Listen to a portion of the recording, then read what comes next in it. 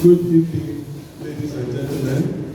It's my pleasure to be with you again this year. I had the privilege of sharing the Corpus Advance with you last year. And I found it very, very moving, very unforgettable.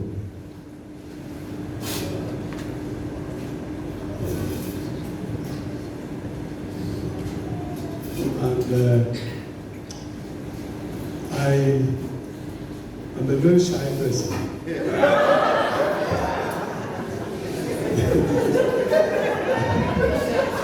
So I'm already facing stage fright.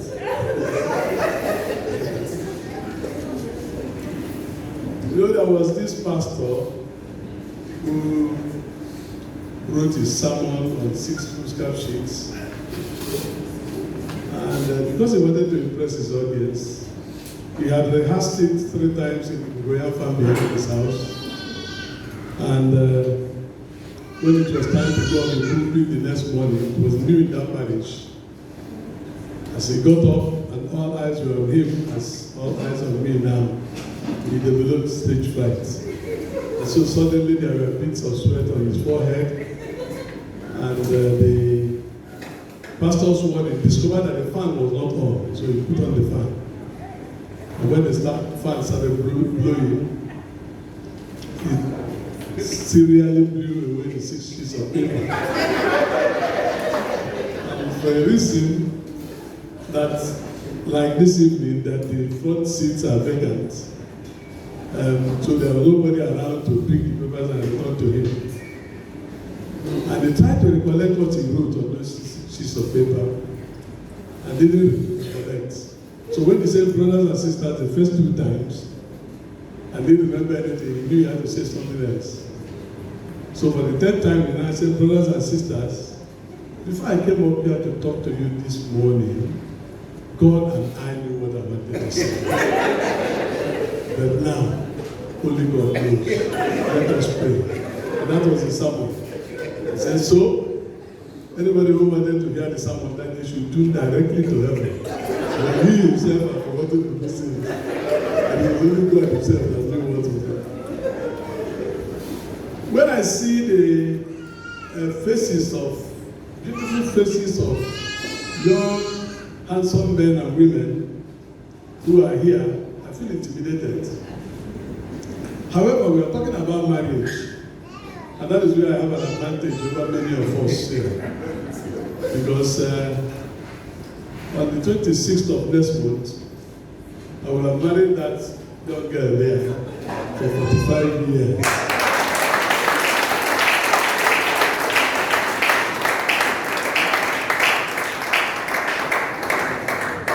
And so it makes me a bit confident to share in fora where we're discussing marriage.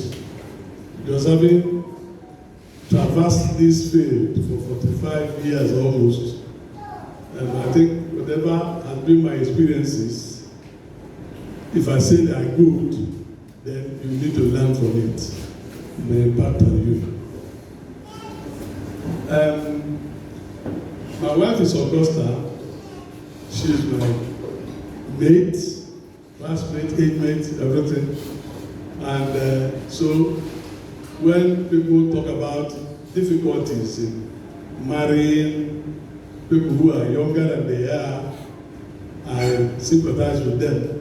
It shows that there were problems that they did not look at the beginning.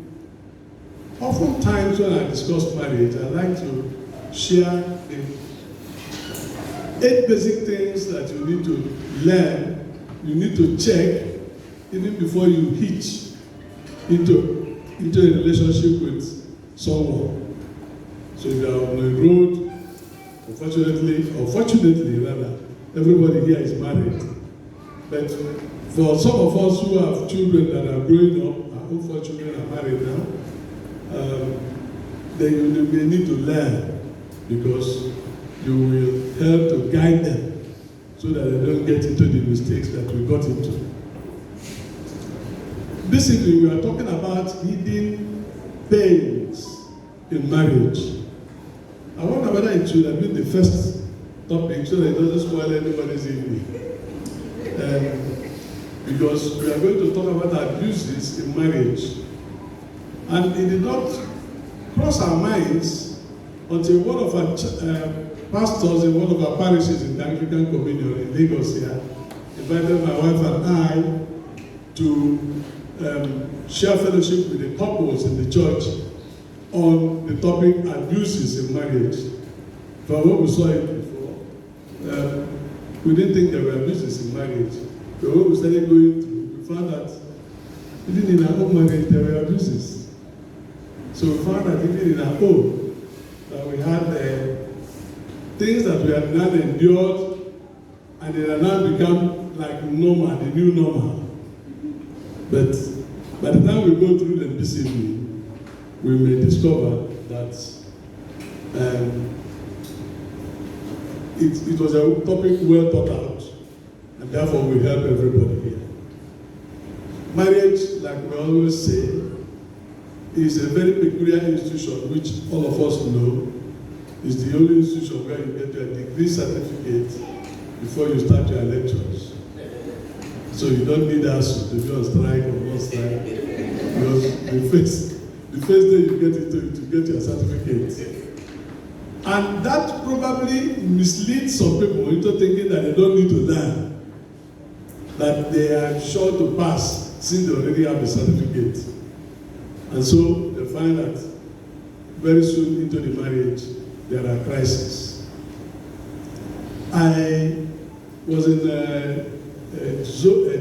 an area of your zone in District 4 sometime on the 1st of October, and we were talking about marriage candies. And then we were looking at the fact that marriage is coated with the sweetness, when you chew chewing gum, the outside part of it is very sweet. After that, you get the bland, tasteless one that is exercising the muscles of your mouth. So this evening we went to, and I told them that because some people didn't go through the lectures on the assumption that they had already passed, many of them failed into the marriage. And that was why I gave them an illustration with the 5 people who attended the same secondary school. But 4 years after, despite all the long strikes of the ASU in those days, 4 of them were in different universities: Cal, Jos, Lag, Ife, and then the 5th one was in none of those unis, but in another uni. She was in Uni Petro. And I asked her what she was reading. She said she was reading meter. Which said that when others went into the university, she stopped at that level. And that's why she failed in life. This evening we are talking about abuses in marriage. And I'd like us to start by defining what an abuse is. Abuse is an action which can cause harm or injury on another person, whether it was intentional or not. Can cause harm or injury. That harm or injury can be physical and obviously must be emotional eventually, and sometimes very psychological. And so they become so rampant in our marriages that we are now, as I said earlier, accepting them as the new normal. Today we are going to look at the nature, the causes,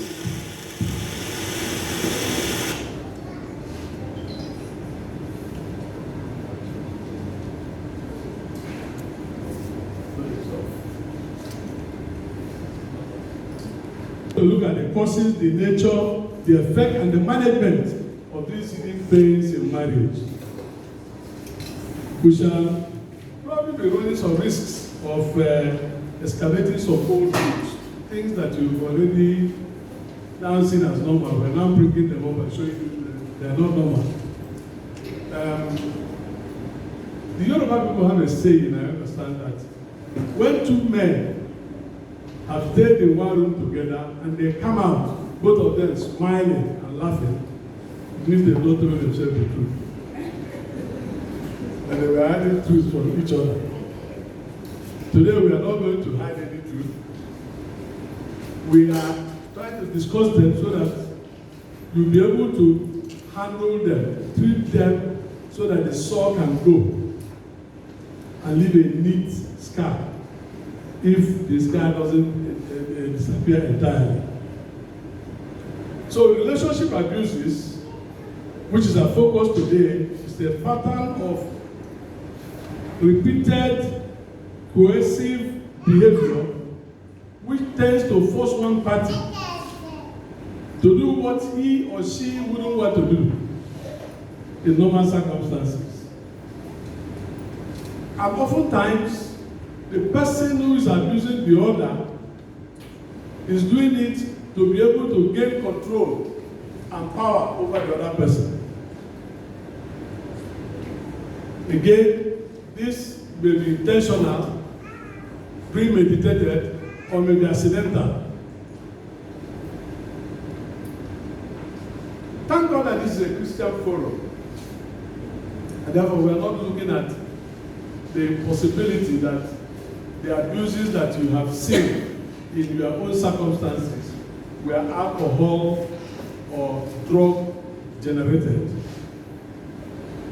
So oftentimes, most of the abuses are from what we call environmental factors in our homes.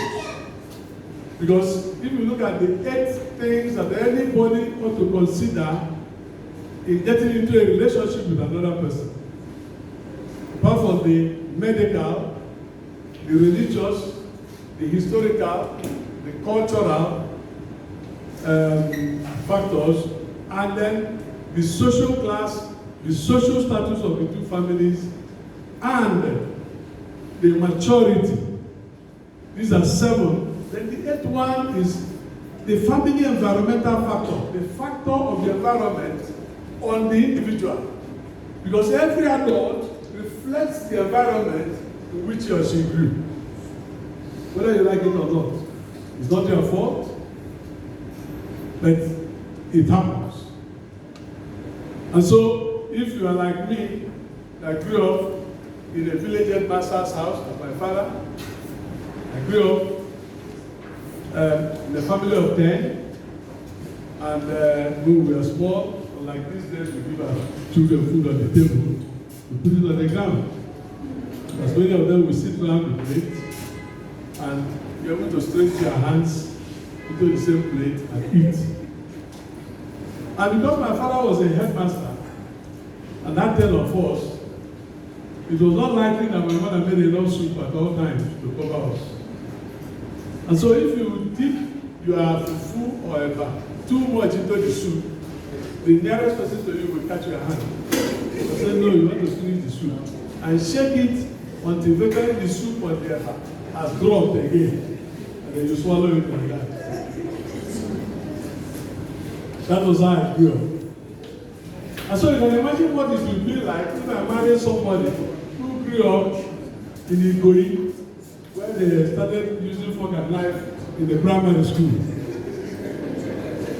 where they started giving them varieties of breakfast. You find that I will have a shop, a culture shop, and she herself will have a culture shop because she won't believe that somebody can live like this. So that's an environmental factor. And it causes abuse in marriage because the person who has the shop needs to be accommodated, needs to be guided, needs to be encouraged to adjust to the situation that you are seeing.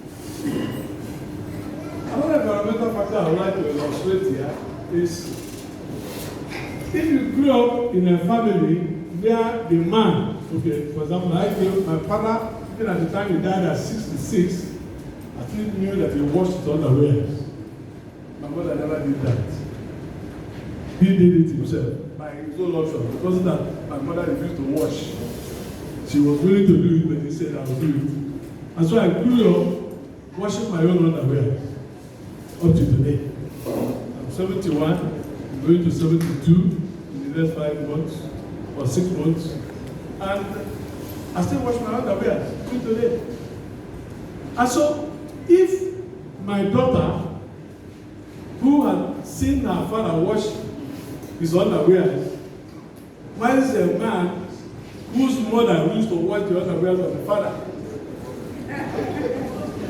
first, that man expects that it's his wife who should wash the underwear. That girl expects that the husband should wash his underwear.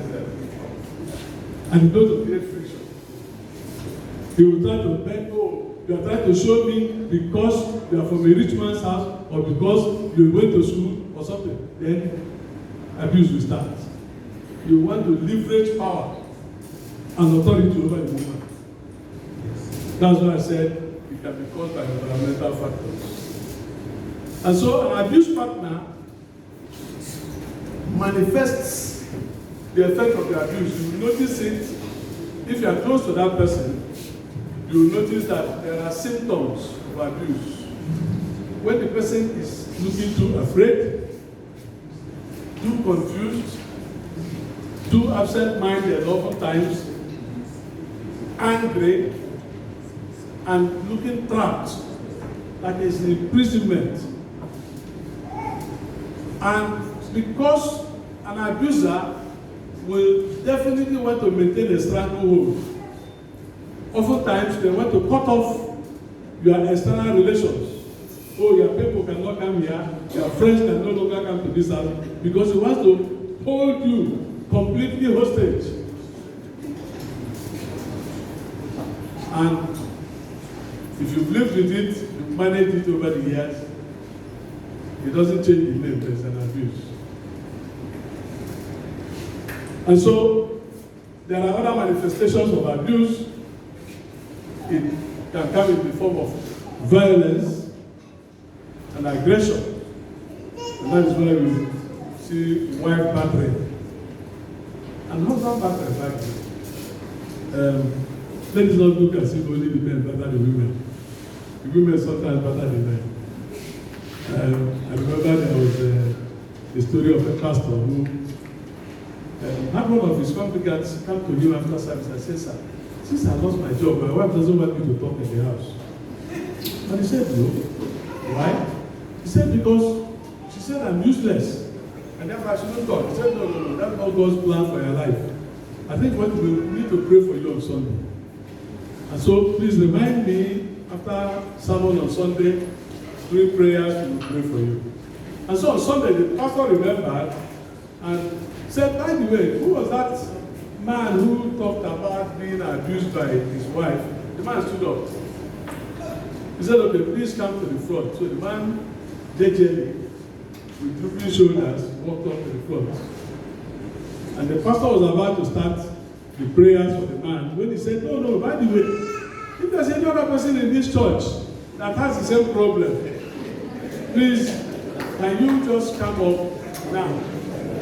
Surprisingly, all the men in the church. He said, No, listen, gentlemen. What I said is, those who have the kind of challenge this man talked about, they say yes, we like the pastor. They said, okay, if you are sure, come on. So they all came up. There was only one man, one smallish man, who was sitting near his Jumbo wife. And so they prayed, the church prayed for the men, and when they finished, they said, okay, go and sit down. And they said, thank God for that one man there. The man didn't say anything. But immediately after service, as soon as the benediction, the man ran to the pastor. Said, "Pastor, I wanted to stand up. My wife said she would kill me."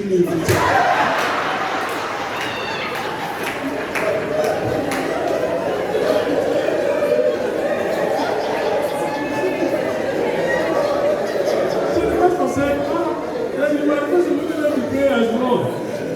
Because at least the other man was bold enough to stand couldn't come out. Oh no, you needed this prayer more. Probably my next Sunday will pray for you. Okay, so this manifestation can be by violence, and oppression, aggression. It can be issuing threats. And this I say, look, I will break your head. You're talking to your spouse. Or you use derogatory terms. Foolish woman. You don't get anything inside this your head. And your children are there. Sometimes they are visitors. And it is the way you have indoctrinated yourself to believe that that makes you a man. Some years ago, Superman used to have a clip before the news. He said one man was with a snuff box. He was shouting. He said, if a man comes out in the morning and he's shouting, I am the head of this home, I'm the head of this home, it shows he's not the head of the home. Because if he's the head of the home, he doesn't need to shout. So, aggression and issuing threats, and then trying to control the person's behavior and likes.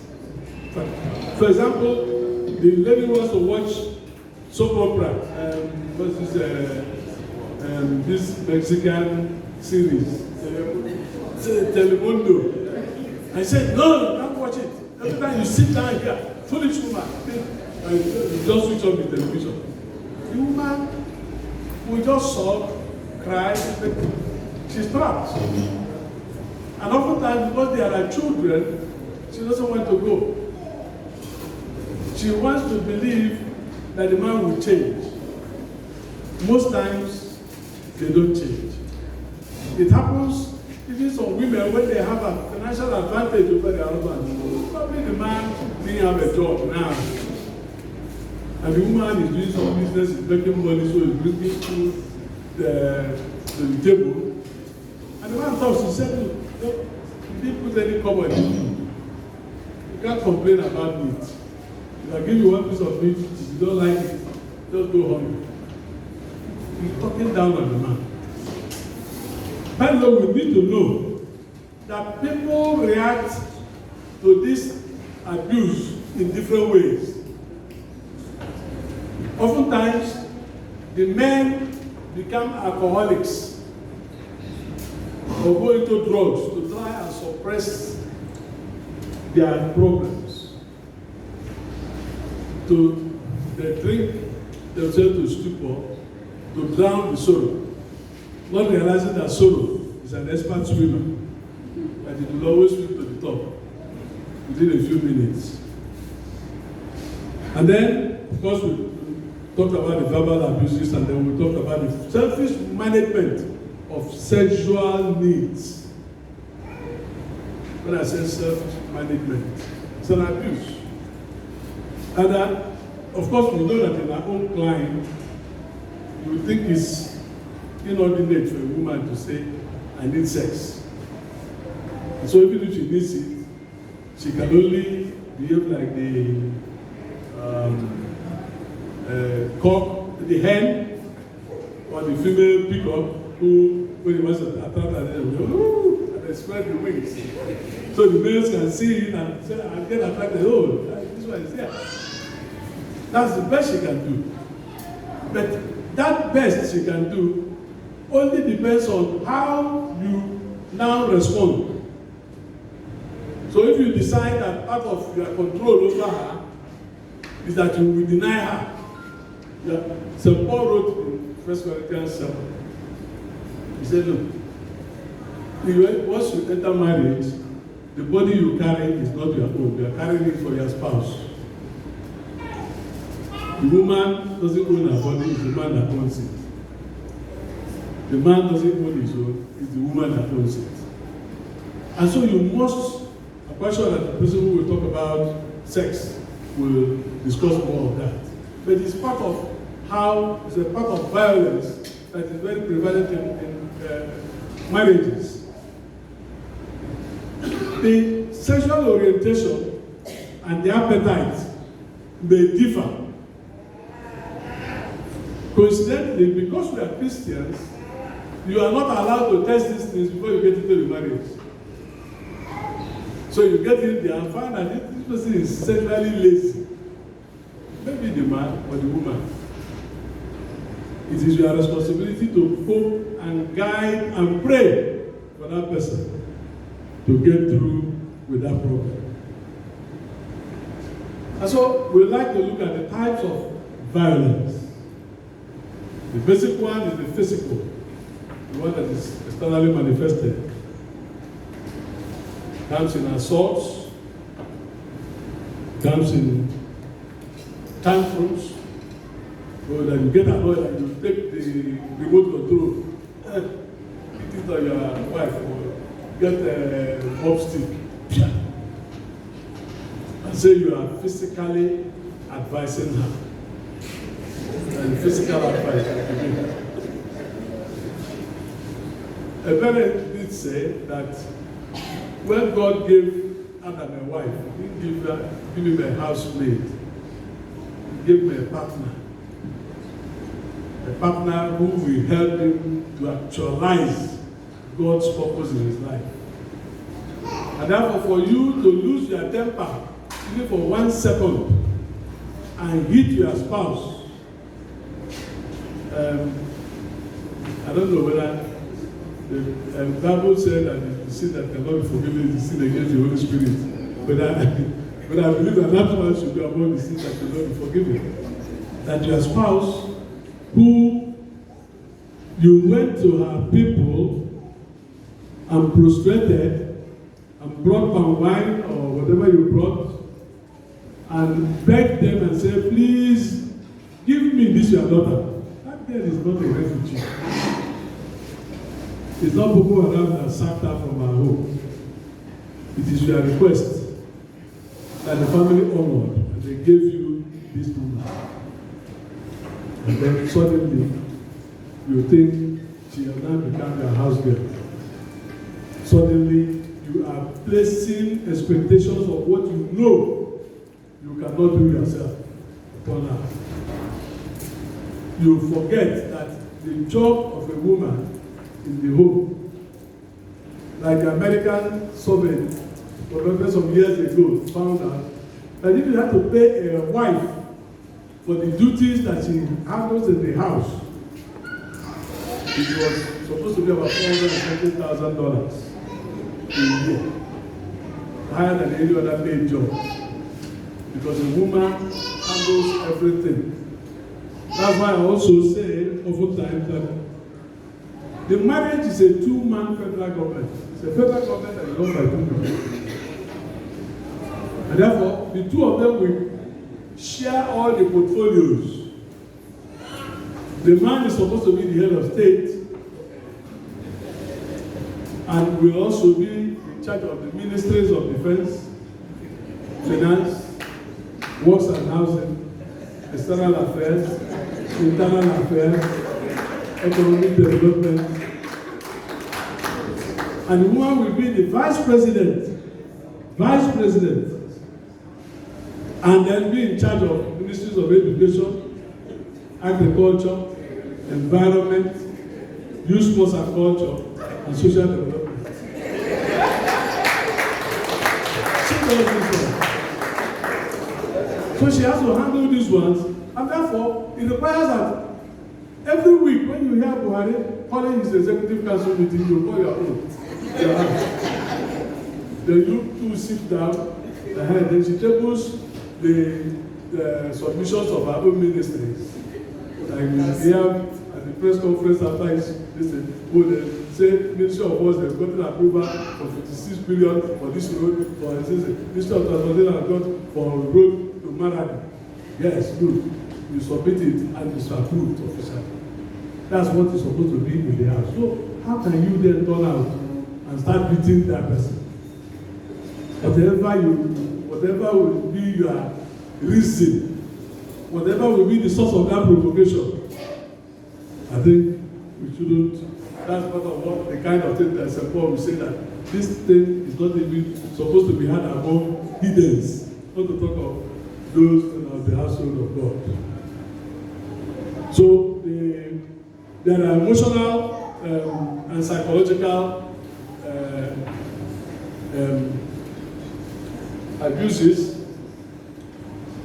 And these ones are very subtle, very, you hardly can identify them. When it's happening, you don't see it. It's only the person who puts the shoe that knows where his pinch is. And so you get in there, and then on the face of it, you come out, you see them in the church. Probably they came in the same vehicle. But you can see that even the way they are sitting, that the woman is facing this way, the man is facing this way, but they are sitting next to each other. They still go for Holy Communion together. Sometimes they go home together. They came in the same car.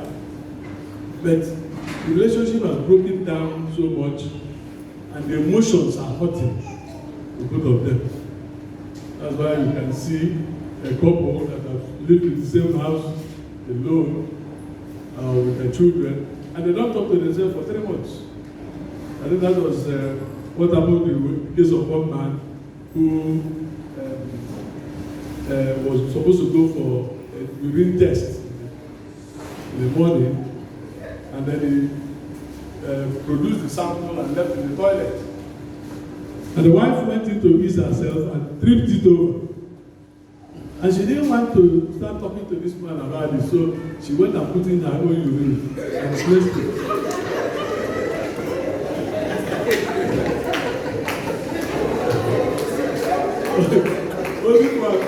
only for the thing to be sent to the lab, and they came back with the result that this person is pregnant.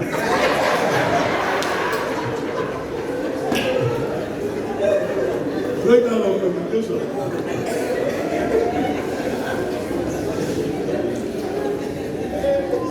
So also we have financial abuse, where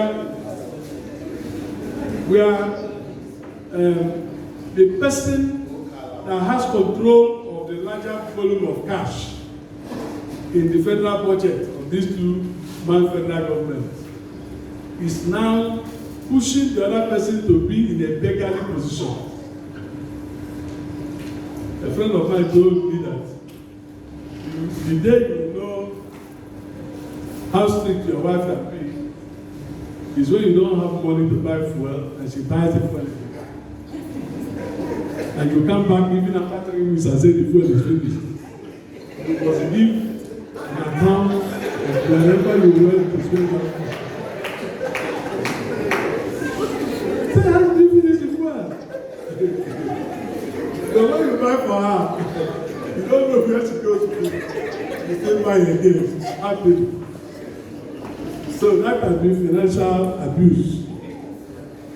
And it also comes when the external families, external relations are affected. Because, come to think of it, in our own generation, of course, we were the last generation of those that looked after ourselves, looked after our parents, looked after our children, and now looking after our grandchildren. The last generation. Very suffocating generation.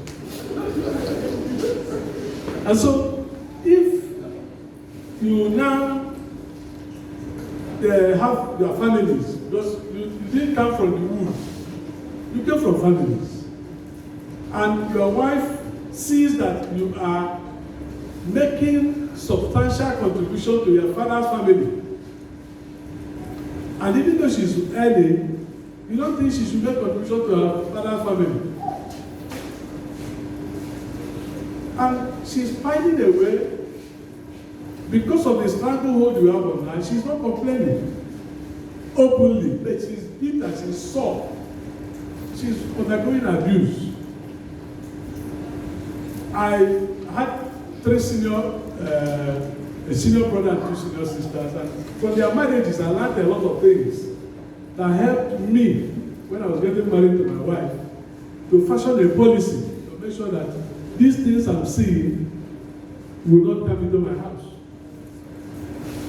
And so we decided that anything that we are going to give to our people, she will give it herself.